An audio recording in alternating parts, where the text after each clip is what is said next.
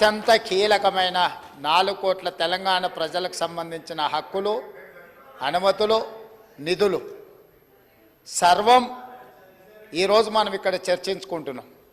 ఇంత కీలకమైన సందర్భంలో ప్రధాన ప్రతిపక్ష నాయకుడు గారు ఇక్కడికి వచ్చి 15 సంవత్సరాల తెలంగాణ ఉద్యమం, 10 సంవత్సరాల తెలంగాణ రాష్ట్ర ముఖ్యమంత్రిగా 25 సంవత్సరాలు పనిచేసిన అని గొప్పగా చెప్పుకుంటూ ఉంటారు. ఎప్పుడు వీళ్ళేమో భజన చేస్తూ ఉంటారు.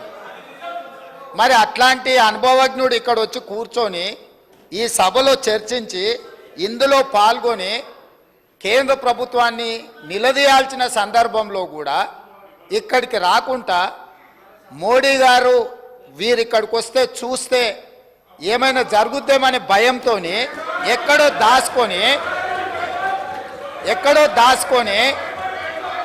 ఇక్కడ వీళ్ళని పంపించి వీళ్ళ అధ్యక్ష మాట్లాడేది.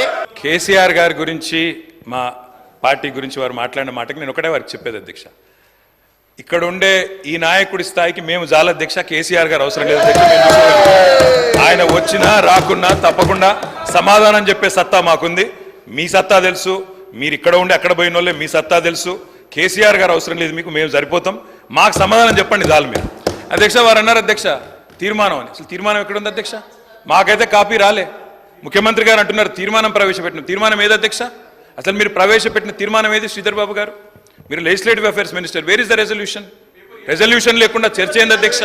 అసలు ఈ షార్ట్ డిస్కషనా, రెజల్యూషనా, ఏం పెడుతున్నారో కూడా తెలియకుండా హౌస్ నడుపుతున్నారు.